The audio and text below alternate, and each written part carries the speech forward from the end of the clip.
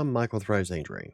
Writing is full of triumphs and pitfalls, and in most cases, you are the one holding yourself back. In fact, things like imposter syndrome keep a lot of talented authors from publishing their books. So, how do you go about avoiding these elements and becoming successful? At the end of the day, you are in command of your destiny as an author. From learning how to write better to getting your name out there in the public eye, it falls on your shoulders. In the beginning, I often held myself back from finding more private clients, and if I had as much faith in myself in 2013 as I do today, there's no doubt in my mind that I would be far more successful, easily making six figures. And who knows, I might have become a best-selling author by now. But it's best not to dwell on what could have happened. It wasn't until recently that I decided to take myself and my writing more seriously. Since that moment, things have been piecing together quite quickly. Now, I've talked plenty about these elements in the past, and they are perhaps the most influential elements that I have had to overcome and to get to where I am today. Now, don't think that you're going to be able to flip a switch and change your behaviors and mannerisms. Some things might take weeks, months, or even years to overcome, but I promise it's worth the effort in the long run. Never give up on yourself. Okay, so the first writing pitfall would be assuming your writing sucks. Now, one of the most prevalent pitfalls is that thinking your writing is terrible. I see it almost every day on social media, and assuming that you're a terrible writer feeds imposter syndrome to the point where you never take a chance. And the way I overcame this one was convincing myself that it was awfully arrogant for me to think that I know what someone would or would not like. I'm not a mind reader. Granted, not everyone is going to like your storytelling style. However, you might become someone's favorite author. It's all up to the reader whether they like or hate your story. So don't assume it's terrible before anyone gets a chance to read it. The second pitfall that a lot of people fall into is a lack of general self-confidence. This kind of leads into the last point. Now, confidence is a cornerstone of success. It can do everything from providing new opportunities to how you're perceived in public. Both are somewhat important for an author. Now, building self-confidence can take a great deal of time depending on how you view yourself. This is one of those things that took me a few years to improve, and I'm still not 100% in myself. However, I'm a far cry from where I used to be as a writer. Now, what I found is building confidence as a successful freelance writer has impacted more areas of my life. I am more interactive in public. I am less timid in front of certain opportunities and come from a place of authority when I speak. Another pitfall that a lot of writers fall into is having delusions of grandeur. Now, I've seen some people think they can jump in blind and write a book and expect to produce a best-selling novel. They have some weird belief that their first book is the road to riches and they can just publish books for the rest of their life. And yes, I personally know a couple of people who had rude awakenings. Truth be told, about 90% of self-published authors will sell fewer than 100 copies of their books. There are a lot of reasons why it's so difficult to make a living as an indie author. And everything from the storytelling itself to the design of your cover can prevent sales. My point is that you can't go into being an author thinking you're instantly going to sell enough copies to quit your regular job. Doing so is essentially setting yourself up for failure, which can lead to frustration and lack of effort going forward. In other words, a lot of people quit being authors because they don't make as much money as Stephen King or Nora Roberts. Another pitfall that is quite common is not giving yourself enough time. As I said earlier, it's highly unlikely you're going to be an overnight sensation for your genre. In fact, your first book is undoubtedly going to perform the worst. That's because you'll get better with every story that you write. Now, being an author, especially one that is into self-publishing, isn't a get-rich-quick scheme. It requires a great deal of time and effort on your part to produce the best story you can deliver.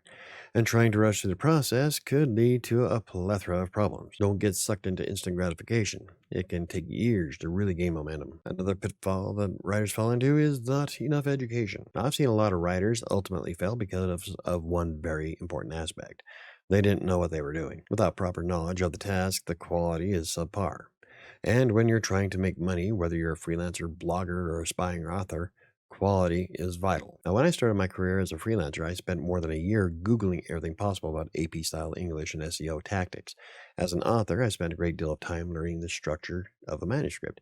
Taking the Reedy Masterclass for how to write a novel was exceptionally helpful. It was easily one of the best 3 months that I've ever spent working on my writing. And it's also why it's prompted me to pursue my bachelor's and master's and potentially a PhD. Now, one of the worst sayings that I've come across over my career is fake it until you make it. I prefer to learn all I can, so I'm not faking anything, especially as a paid professional. In other words, I don't want clients or readers to think that I was incompetent because I lacked the actual knowledge. Now, whether you're going to college or spending time researching on Google, any education is going to be improvement in your abilities.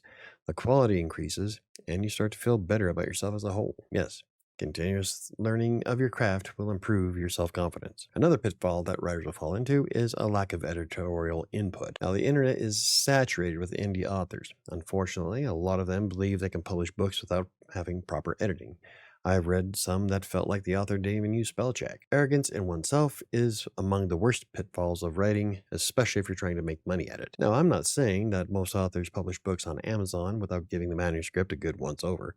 However, a lot of them do, which leads to a much poorer quality than what they could have produced. Take Kingmaker, for example. Even though I spent a lot of time tweaking and fixing the manuscript, I can see the stark difference between it and my next book, Shadows of Atlantic City. Now, there are all kinds of options to help you publish the manuscript.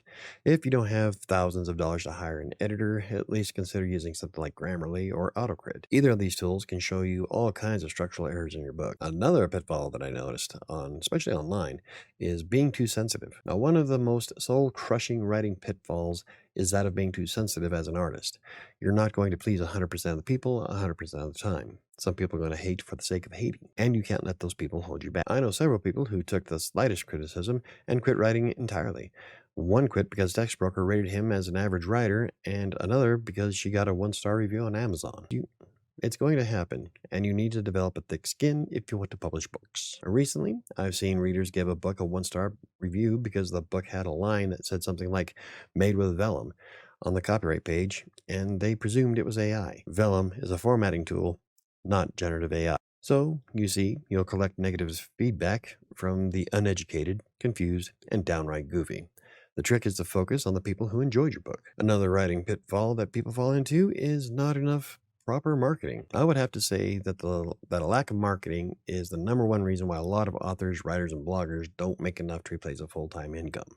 No one is going to read it if they don't know it exists. So, how do you make yourself stand out in a market that is incredibly saturated with writers of all kinds, especially on platforms like Amazon? This is actually one of the hardest elements that I'm currently trying to decipher. In fact, as soon as I get the momentum to work on it, I plan on diving into a lot of marketing tactics to see which ones work the best. Then I'll share the results. In any case, you need to do more than just post links on your social media account. Social platforms tend to bury posts that have external links because they want people to stay on their app. Anything that leads them away usually gets buried. So, regardless, proper marketing is one of the biggest pitfalls of writing, and you need to figure out what methods work best if you want to generate a meaningful amount of money. I know a lot of authors who have the great luck with Kindle Unlimited. I don't like the platform simply because it makes your book exclusive to Amazon, which means you can't sell it anywhere else, at least not legally. It wasn't until recently that I started attending events, and I've sold far more books in person than I do trying to market them online. Not to mention the fact that I've met some awesome people in person, both readers and authors, during these events. I was actually quite timid in the beginning. It wasn't until I started going to word camps on behalf of Green Geeks that I started to loosen up a bit. Now I'm constantly looking for author events that I can attend, provided I have time. They say time is the fire in which we burn. Well, that's a completely different set of pitfalls when it comes to writing. Time management techniques. My point is that it's much easier for an author to sell books being social, both on and offline. While you may do relatively well hiding in your home, there is something to be said about being in person at various events. So there you have it. Those are 9 pitfalls that writers often fall into, and perhaps ways you can avoid those. Although I think a lack of marketing is one of the worst pitfalls to writing, a lack of confidence is an extremely close second. When you lack confidence, you are more likely to turn down opportunities while not taking yourself serious enough. Unfortunately, a lack of confidence is also one of the hardest things to overcome for a lot of people. I know it took me years to feel comfortable as a freelance writer and recognize my success as they happened. And I'm currently working on confidence as an author. You don't have to walk around thinking you're the best writer in existence, but embracing your accomplishments can do wonders for your frame of mind. The first step is to stop hating your work and yourself. If all you're going to do is despise the story, then why even write it? I know it's not the easiest step to take, but if you want any modicum of success, you need to work on how you view yourself and your creations. You're writing as much for you as you are for your audience. Just bear in mind that there's a stark difference between confidence and conceit. So what's the worst pitfall that you ran into as an author? Now, it took a long time to build up enough confidence to put myself out there like I do today. It wasn't something I could just fix overnight, and in a lot of ways, I'm still working on it. But I refuse to give up and have the mindset of turning myself into the best author I can be. Now, aside from confidence, the lack of marketing is one of the major pitfalls of writing. Too many people complain about not making enough sales, but haven't put in the money into things like ads or paying for booths to author events. There's only so much you can do for free. Anyway, if you enjoyed the video, hit the like button. For more videos about self-publishing, blogging, freelance writing, or anything else I cover, hit the subscribe button. Don't forget to hit the notification bell. I think that's going to do it for me today. I've got a lot of planning to do for being at Brewdog this weekend. I'll see you next time.